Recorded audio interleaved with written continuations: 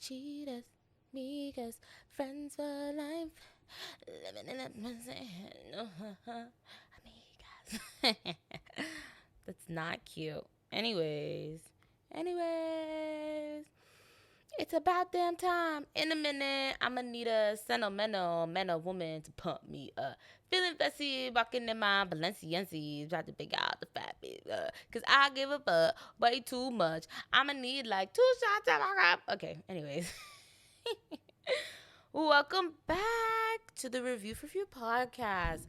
Can I just say I've missed this? Like, I've missed this so much. I don't have a guest host. I'm going solo for the first episode of 2023, but oh my God, I've just missed this so much. The past 2 weeks, like not having to do a podcast, it was just weird because I just been doing it for so long. Like I had like a couple days break for like Thanksgiving or whatever, but like Christmas and New Year's was just, oh my God. I hope you guys had a good Christmas and New Year's and who's it's and what's them and alls. I had a fabulous Christmas. I spent my Christmas with my family, and I haven't seen my family in forever, so it was really bittersweet. The drive was treacherous and terrible to and fro, so that's that. But I mean, it is what it is. And then New Year's, I didn't get to spend New Year's the way I wanted to, but it also wasn't bad because I still got to drink. It was just by myself. But sometimes the best times, the best times, I'm saying it right, the best times to drink are by yourselves. So, yeah. Anyways, it's your girl Avi, if you didn't know. I think I pretty much have the same voice. And this week we're talking Ginny and Georgia. And I'm not obsessed with this show, but it's on my list. And, it's just, I can't wait to talk about it. But first, I wanted to talk about what's going on in society. And the one thing I keep coming across is Prince Harry and Meghan Markle. And I just want to say, I personally don't care. I don't care that it's on my TikTok For You page. I don't care that it's on every Snapchat story. Like I don't care that it's all over Instagram. I don't care. They've been telling their story for so long, and it's like, bro, nobody cares anymore. If you watch their docuseries or whatever the hell it's called on Netflix, I watched it because I was like, obviously TikTok heavily influences me to watch things out my zone, and I watched it, and what I got from that was she never experienced racism till she left America, and it's like, I don't know, because when you look at it, it's like, I don't know about y'all, but I could tell she's a biracial woman, but it's like, I'm a black woman in America. You're a biracial woman. It's like, on the box, are you checking white, black, or other? Like, and then everybody's just like, protect black women at all costs. I'm not gonna like squat on that. However, I just feel like the whole thing of Meghan Markle and Prince Harry is just like, I'm over it.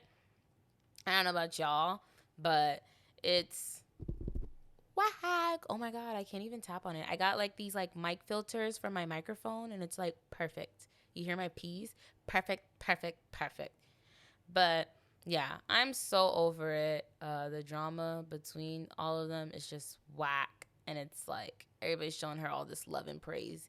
And don't get me wrong, I didn't know her because I didn't watch the show she was on, but she had a name before she was in that family. But now her name is everywhere. And it's like, yay, you're showing love to the black community. Yay, you have your woke white British husband from a monarchy that really brutalized black people. And, it's like, okay, like none of you guys are saints, but we tolerate you. And now it's like, okay, you guys are kind of pushing it.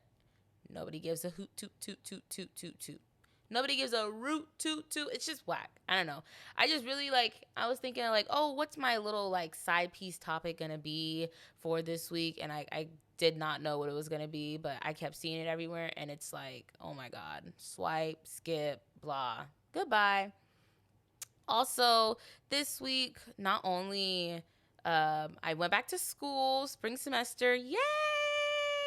Black women trying to be educated, yay! But I also, oh my God, how do I put this? I also wanted to like show love to my family in Florida and Georgia and wherever else, Cali. I wanted to show love to it.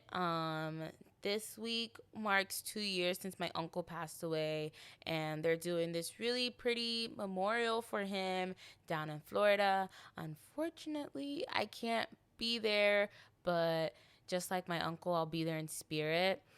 Or I guess not just like my uncle, but the love is still, just there. The passing of my uncle is most definitely a fresh wound still in my family. I know for myself it's still an open wound. And I just want to shout out my family because they're my number one supporters, especially my mom. I just want to say that I know that uncle, your brother, I know he's just looking down and just smiling. And like, although like you guys can be hectic at sometimes, this is the family we're a part of. And I know he's just, he's in heaven, and his presence is missed every single day. And he would have been 36, 38. Let me double check my calendar. My uncle would have been 37 on Thursday, January 12th. However, he passed away on January 13th. So, yeah, I just wanted to show that love to my family because they support me on so many things, and I just want them to know I support and love them.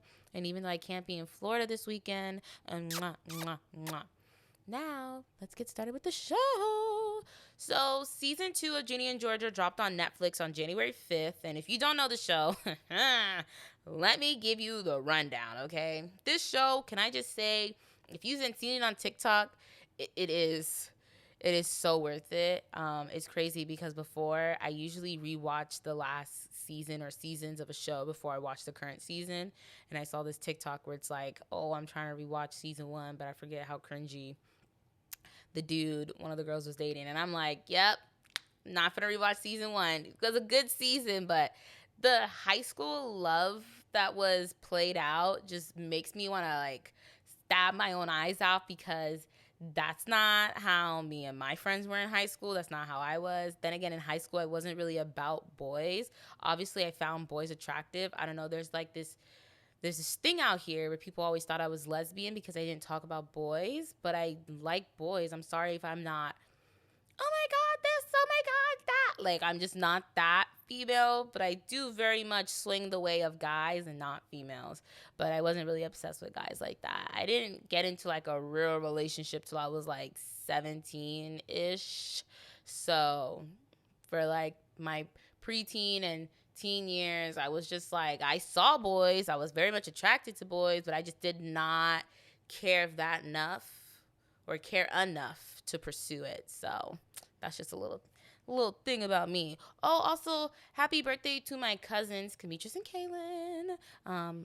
Throw that out there. Anyways, Ginny and Georgia. Georgia is the mother of 2 kids, right? She has her daughter, Virginia, who goes by the name Ginny.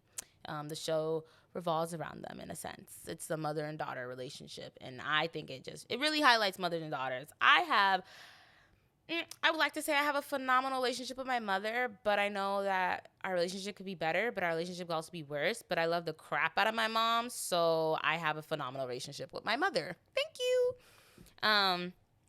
Her daughter goes by the name Ginny, and she has a son named Austin. And her kids are named after the places they were conceived, I believe. So her daughter was either born in Virginia or conceived in Virginia. And her son was either born in Austin or conceived in Austin. I think it's both, low-key. But let's just say Georgia had a very rough childhood, and she got pregnant at a very young age with her daughter. And she did a lot of criminal activity to not only like help herself, but to like make life better for her daughter.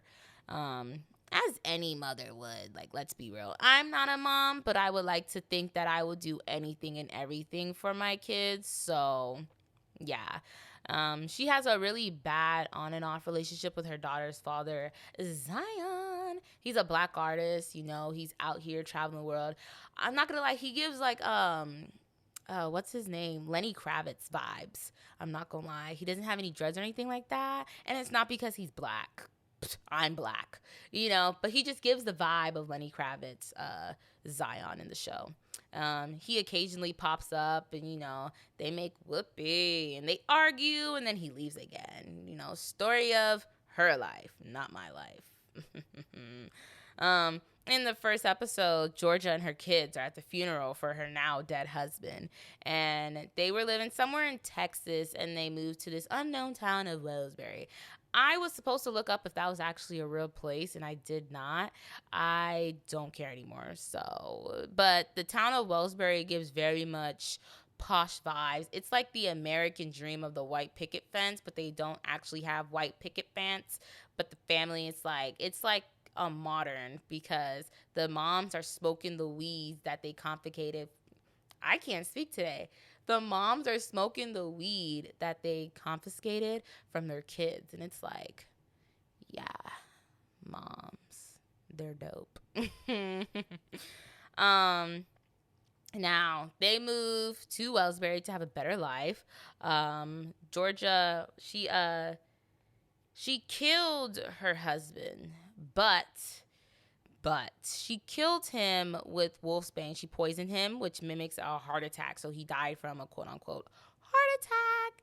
And she did it because she was coming downstairs one day, and they show a flashback. She was coming downstairs, and she sees her husband touching her daughter, Ginny. And like I stated, Georgia had a very rough childhood. And at the time, they didn't show what her childhood was. But I think any mom that sees their daughter being touched by older men is want to his, you know. And later on, we learned that she suffered abuse from her own stepdad and everything like that, doing all these unholy things to her. And that's why when she saw her husband touching her daughter, she said, I gotta kill that man. And that's what she did with the smile. Hey, talk about being a perfect housewife. Now, Ginny doesn't see all the things that her mom does for her, like so many 15-year-olds. She thinks she knows what's best and not her mom. To me, in season 1, she's on a path of self-destruction, and you really, really see that at the end of the season. And when we come back to season 2, you definitely see that. But it's also like, she's a teen. I didn't live my teenage years like that. I'm not saying it like I'm old because I'm only 21 years young, but yeah. Her point of view throughout the duration of season 1, she meets this boy named Hunter first, and she likes him. But first, before she met Hunter, she met Marcus. Marcus is one of her across the street neighbors, and he would like climb into her window. And I just have to say that if I was 15 years old and a boy was climbing into my window and I didn't know him, and then let alone my mom find out, like that's just like. Anyway, she meets Marcus first, and you can kind of tell her and Marcus kind of like each other, but they don't express that. But she starts dating Hunter, and she actually ended up losing her virginity to Marcus before her and Hunter were a thing. And Marcus is one of her best friend's brother. They go by Mang. Weird teenage girls do that, I guess. I don't know. Actually, when I think about it, me and my friends did go by like Bai, BAI for like each of our initials. And it was crazy because like I'm going to skip that story and not make fun of them for going by Mang. Mang sounds weird. Bai doesn't. Like BAI, Bai, Mang, MANG. I'm still freaking cool. So anywho, yeah, she lost her virginity to him or whatever. At 15, by the way. Yeah. Can I just say that when people talk about losing their virginity, they're like, most people honestly lose their virginity at 16, 17. There are very few people that lose their virginity at 15 and younger. I just want to throw that out there because I found it just like not weird, but I was like, I didn't know that. And I never would have guessed that. I thought people were just horny in middle school and I was just, perfectly fine. Um, so the group of friends that she was friends with, she ends up losing them, and then she also ends up losing both dudes, and she really loved one of them. Can you guess who? Marcus. Yeah. But teenage hormones, they don't really make it. Um, that's Ginny's progress throughout season 1. Now, Georgia, throughout season 1, she's in this town. She tries to woo the mayor. His name is Paul, this little handsome, nice white guy. And if I didn't already say it, Georgia's white. Her daughter is biracial. Her son is completely white. Her son Austin's completely white. And they have different fathers, if you can't tell. But Georgia, she tries to produce the mayor, and she ends up stealing money from City Hall, but she ends up putting it back before she's caught because she has this lady named Cynthia who's out to get her. Just housewives and moms in a small town doing what moms in a small town do. Stir the pot. And she ends up, what happened for Georgia? A lot happened for Georgia in season 1. Zion comes back. She made whoopee with Zion and literally the next day got engaged to Paul. So that was something. I knew right then and there that Paul was going to stick around no matter what. Like, as soon as she reveals, like, all these schemes, Georgia was in a gang, a motorcycle gang. And I can actually say gang. It wasn't a group. They were actually a gang. She embezzled money. She lost custody of her daughter for one point. She just did a lot of things, but she did it because it was her way of survival, okay? It was just her way of survival. So it's like, we see the good, the bad, and just the straight up ugly in both Georgia and Ginny, but I like Georgia better. In the season finale, like I said, she got engaged literally a day after she was boning her first baby daddy. She was pursuing Paul all season, and she was most successful in her endeavors. And he is going up for his mayor candidacy again to renew it, and he actually won. And so while she's out and about celebrating her soon-to-be husband being mayor and all the hard work that she put into it, Ginny burns her mom's wolfbane plate. Now, if you were listening in the beginning, I said that Georgia killed her first husband for touching Ginny with wolfbane, which mimicked a heart attack. And Ginny runs away with her brother on the dude she lost her virginity from, Marcus's motorcycle, because they are mad at their mom for the lies and the truths that she withheld. Austin was upset because his mom did not mail out any of his letters that he had written to his dad. His dad is in jail, and he was very upset like that. But he loves his mom. He's definitely a mama's boy. So it's like, it's so cute. But I think that's a pretty accurate rundown of what happened in season 1 of Ginny and Georgia. Now, season 2, like, I didn't even write anything for it. Season 2, the first 5 minutes threw me off because Ginny is having this bad dream, but at first you don't know it's a bad dream about her mom killing her, and it makes one think, do you really think your mother is capable of killing you? And now I know there have been murders out there and killings of moms harming their kids. But I want you as a listener to really think, would my mom actually harm me? Like, Georgia has done nothing. She's put her life on the line for her kids since before they were born. Like, since Ginny was in her womb, the day she found out she was pregnant with the pregnancy test in the gas station, and it's like, come on, girl. Like, your mom loves you. Go sit down somewhere. And season 2, you kind of see Ginny like and her mom kind of get along. It's weird. Ginny and Marcus finally like make their relationship a thing. But spoiler alert, they ended up breaking in the end because Marcus just has he has severe depression.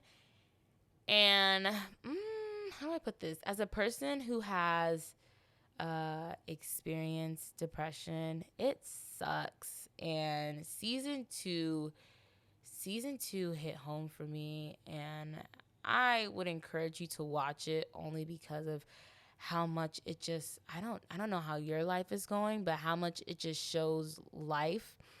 it was just a lot. One thing I didn't mention in season 1 is Ginny. She harmed herself. She doesn't slit her wrist. She actually burns herself on her legs. And when her parents found out, they found out on 2 separate occasions. It was just very sad. I have never harmed myself.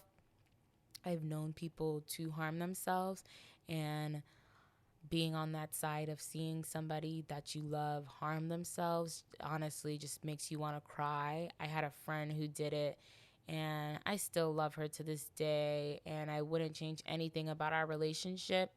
And I remember being in school, and I was in middle school at the time, and somebody was like, "Oh, Diavion, so-and-so ran to the bathroom with scissors." And at first I was like, what the hell am I gonna do about it? And then like I can't remember everything that happened, but I like bolted out the classroom. Teacher was yelling, of course, like teachers do. Ugh.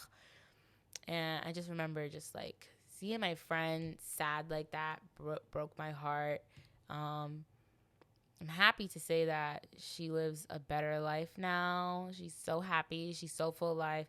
I love her to this day. She's a Cancer. I'm a Pisces. Those are water signs. We're made for each other. We love each other.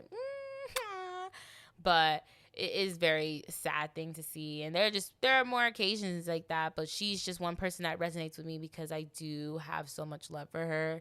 Anybody who has mental illness and is in my inner circle, oh my God, I'm going to be sad too because I have mental illness. I have mental illness issues of my own. So seeing those that I believe are strong fall apart makes me want to fall apart. But in the long run, you have to be just as strong as they would be for you to help them up. So season 2 is really sad, seeing Zion and Georgia literally cry, and Georgia especially crying over her daughter. And it's like, is it my fault? Like, have I been too hard? Like, what have I done? Have I royally screwed you up? Like, I suck. I'm a bad mom. I raised you wrong. All this stuff. It was truly, truly sad. And same thing for Marcus. He was just in this deep, dark cloud. And his mom and his sister, his twin sister, recognized that. But it's like, it's still very hard. It's like a funk. And in the end, Ginny still decides, even after they've broken up, Ginny still decides to be a rock for Marcus, which I think is really sweet. I believe you could still be friends with your exes, even though that has not played out well for me in my own personal life. But I still believe that. So it was really nice to see Ginny be there for Marcus through his dark times. They both have issues, and Zion ends up getting Ginny a therapist because Lord knows that girl needs it. And yeah, it's just crazy. Moving on from the sadness, Austin's dad, Gil, comes into town for season 2, and he tries to blackmail Georgia and stuff like that. And we learn in season 2 that he used to beat the living crap out of Georgia. He, like any freaking dude, he seemed nice and stellar, and I bet he has like a 7-something credit score. He could buy me a house. I could roll up in a Porsche, that type of vibe. He's white, by the way. I don't know why I'm explaining their race, but you have to know that Georgia is not a typical white girl, okay? She likes anything and everything, okay?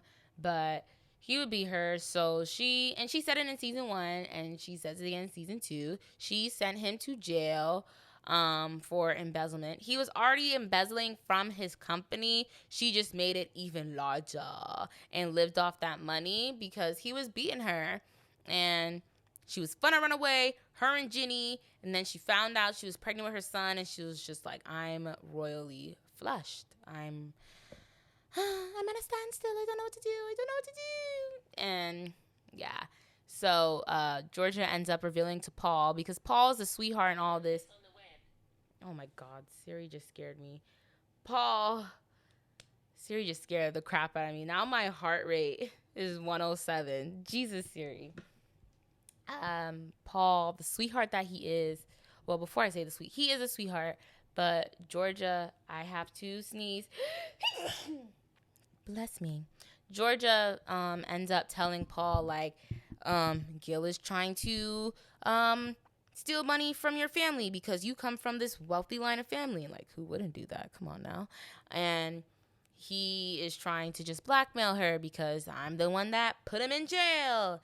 And before she told him that story, Gil had put his hands on Georgia, and her kids were upstairs. She thought Paul was home, but it wasn't Paul. One more time, they live in a really nice town, and I guess they don't lock doors. So, yeah. And she thought it was Paul, and she went downstairs to get something for Ginny. I can't remember what, but her and Ginny had just had a talk, and she went downstairs. Oh, her and Marcus had just broke up, so she went downstairs to ask Paul if he could go get ice cream for them. And it turns out it was Gil, and he puts his hand on her, and he like flings her across the room and whatnot. And they scuffle and whatever, and the kids eventually come downstairs, and poor Austin ends up shooting his father in the arm. It's a little flesh wound, but Austin's like 7-8 years old. He's a little kid. He's a little sweetheart. And for a little kid to do that to their father, and then the outcome from that is that Austin doesn't want to talk to his dad. And he said the sweetest little thing. This is why I really want a son. Not saying girls are devils, but I really want a son. He was like, I'm always going to protect mommy. Like, why wouldn't I protect my mom? Something along those lines. And it's like, oh, you're so sweet. It's like, who wouldn't want you? Like, come on. It's too cute. What happened next? Yeah, so that happened, and they ended up hiding the bullet hole wound from Paul. But she basically spilled and said, yes, I've embezzled, I've been arrested, I've lost custody of my daughter before, my son shot his father, I did embezzle money from City Hall, that lady was not lying, she was telling the truth, but I put it back, I've embezzled before, I'll probably embezzle again, I don't want to, but if the matter should come up, I will do it. Basically something along those lines. And Paul basically like, I need a moment, and Georgia really loves Paul, so she takes a moment back.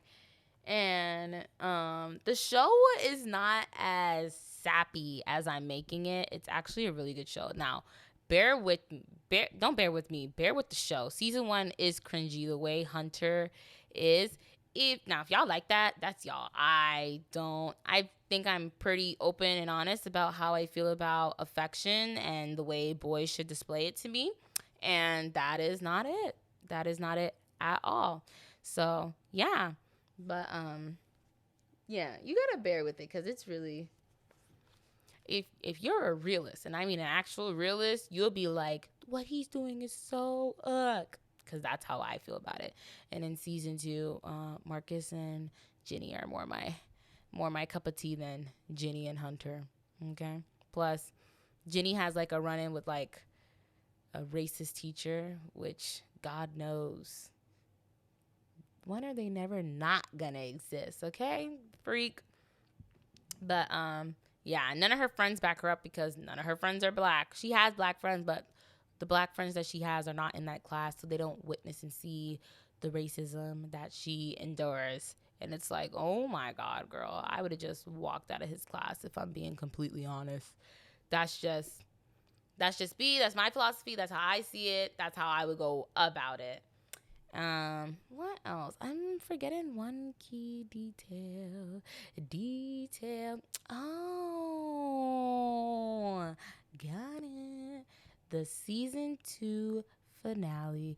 Now, as we all know, I don't like to spoil the big plot. However, season 2, I honestly thought it was going to end happy ever after. Maybe like a little twist, but I did not expect what had happened next, y'all. And in true review for Few Fashion, I am not going to review it. You have to watch the show, because why would I spoil it? The show came out January 5th. It's only been out for a couple of days, like maybe a week now. Go watch it. Or go watch a spoiler on it. But I'm not going to spoil it here, because Ginny and Georgia is actually a really good show. It took me a while to get into it because it's been around for a while. I did not start watching it till like end of November, beginning of December time frame. But it's a really good show. So if I were you, I would definitely I would watch it just to widen my what's the word? I'm widen my palate. You know what I mean? But that's all I got for episode 7. Back. Is this episode 7? This is episode 7. Back for the new year. It's 2023. I'm so excited. I have so much high hopes. I have so much love and blessings and joy to give out this year. I'm not a negative bitch like people like to portray me. I'm definitely an angelic angel. And I will attempt to limit how much time I spend on TikTok. I think I've been doing good so far.